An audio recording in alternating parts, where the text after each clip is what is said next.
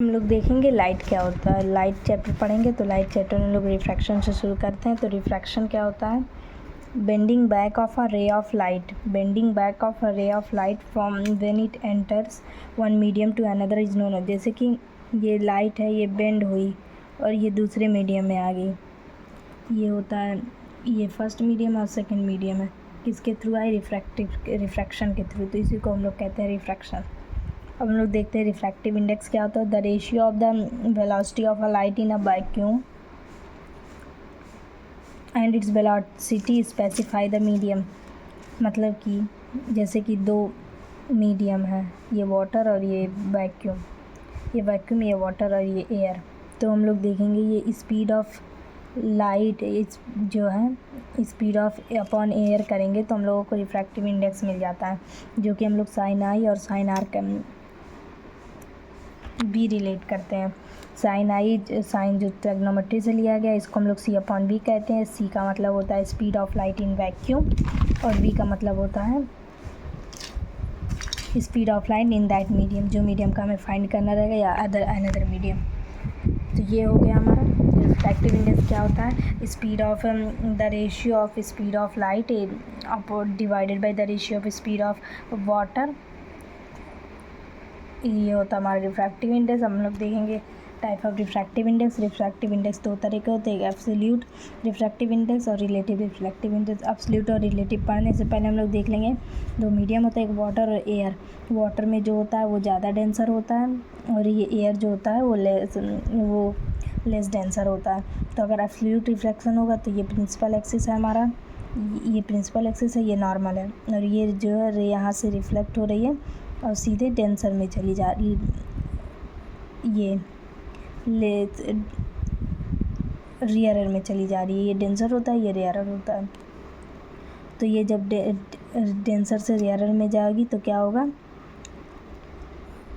Away from, ये देखिए ये डेंसर से रेयरर में जा रही है। ये जो होता है वो बेंडिंग टेंडेंसी में होता है, अवे फ्रॉम हो जाता है, तब अवे फ्रॉम नॉर्मल हो जाता है। तो ये नॉर्मल से डेंसर में जा रही है। और अगर ये रिलेटिव रिफ्रैक्टिव होगा, रिलेटिव का मतलब ये होता है दो चीज़ में कंपैरिजन किया जा रहा है। तो ये θ1 और ये θ2 कर लेंगे तो फिर ये इंसिडेंट रे और रिफ्लेक्टेड रे जो मीडियम में ट्रैवल कर रही है, इसलिए इसको रिलेटिव रिफ्रैक्टिव इंडेक्स कहा गया है। अब हम लोग देखेंगे laws of refraction. Laws of refraction का जो मेन पार्ट है वो स्नेल्स लॉ है। स्नेल्स लॉ क्या होता है? The ratio of sine of angle of incident of that sine of angle of refraction is always constant of refraction of light. मतलब कि ये जो साइन आई है इंसिडेंट रे और ये रिफ्लेक्टेड रे, ये हमेशा कांस्टेंट होता है। एन का मतलब होता है कांस्टेंट। तो इसमें भी यही कहा गया है। आपको ज़्यादा डेफिनेशन पे फोकस नहीं करना है, आपको समझना है इसको। साइन आई और साइन अपॉन साइन आर, ये जो होता है कांस्टेंट होता है, हमें कांस्टेंट की इक्वल होता है। अगर हम लोग देखेंगे ये ज़्यादातर बेसिकली पूछा जाता है in air velocity of light is always one. हमें एयर की लाइट नहीं निकालनी पड़ती क्योंकि उसकी लाइट हमेशा वन होती है, आपको याद रखना है। हम लोग देखेंगे sine I upon sine R जो कि स्नेल्स लॉ से में लिया गया है। ये जो है लॉज ऑफ रिफ्लेक्शन का पहला पार्ट होता है हमारा कंप्लीट, और सेकंड पार्ट है the angle of incident and reflected ray are lie in the same plane. ये तो आप रिफ्लेक्शन में ही पढ़ चुके होंगे। हम लोग देखेंगे बेंडिंग टेंडेंसी क्या होती है। ये देखिए मोर डेंसर होता है, लेस डेंसर होता है, मोर डेंसर लेस डेंसर। ये क्या है? वाटर है, ये एयर है। वाटर, ये एयर। अगर जैसे कि ये रिफ्लेक्टेड रे वाटर से जाती है तो वो क्या करेगी? एयर की तरफ बेंड चली जाएगी। अगर एयर वाटर से एयर में जाती तो एयर की तरफ बेंड हो जाएगी। और ये तो ये क्या हो जाएगा? डेंसर टू रेयरर में जा रहा है। जब ये बेंड हो जाएगी तो टूवर्ड्स नॉर्मल की तरफ जाएगी। अगर एयर से वाटर में जाएगी तब ये क्या करेगी? अब दूर चली जाएगी, नॉर्मल से दूर हो जाएगी।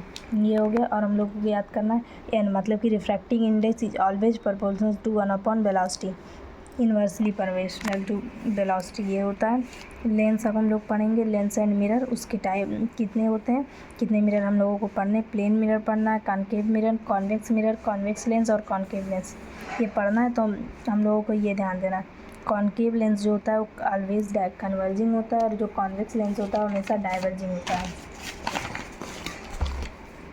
इंपॉर्टेंट टर्म क्या है? Principal axis, principal focus, centre of curvature, radius of curvature, focal length, pole of mirror, optical centre.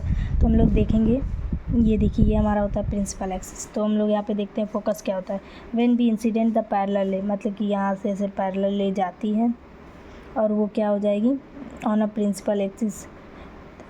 Parallel, आप पैरेलल रे अगर पास करिए तो हमेशा कहाँ मिलेगी? फोकस पे।